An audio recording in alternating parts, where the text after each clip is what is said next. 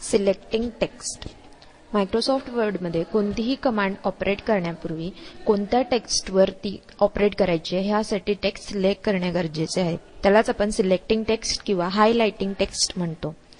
जे कोणतं टेक्स्ट तुम्हाला सिलेक्ट करायचं आहे त्या ठिकाणी तुम्ही कर्सर ठेवून माऊसनी क्लिक करून ड्रॅग करू शकता, ज्यामुळे जर व्हाईट बॅकग्राऊंड असेल तर ते ब्लॅकनी हायलाइट होईल किंवा ब्लॅक बॅकग्राऊंड असेल तर व्हाईटने हायलाइट होईल. आणि जिथपर्यंत तुम्हाला सिलेक्ट करायचं आहे तिथपर्यंत तुम्ही तो माऊस पॉइंटर होल्ड करून ठेवा आणि नंतर रिलीज करू शकता. टेक्स्ट सिलेक्ट झालेलं तुम्हाला दिसेल. त्यानंतर सिलेक्ट केलेल्या टेक्स्टवरती तुम्ही कोणतेही ऑपरेशन्स परफॉर्म करू शकता. माऊस पॉइंटरने ड्रॅग करून सिलेक्ट करणे हा सिलेक्टिंगचा बेसिक वे आहे.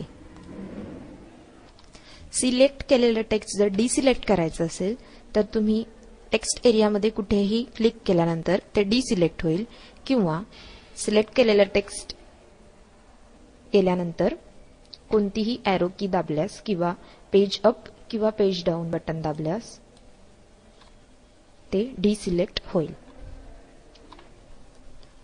जर तुम्ही सिलेक्ट करताना ऍक्सिडेंटली जर जास्त मॅटर सिलेक्ट झालं आणि त्यामधील मॅटर जर तुम्हाला कट करायचं असेल तर तुम्ही सिलेक्ट केलेल्या टेक्स्टच्या एंड पॉइंटला क्लिक करा आणि तिथून माऊस पॉइंटरला उलट्या बाजूला तुम्ही सिलेक्ट करत नेऊ शकता.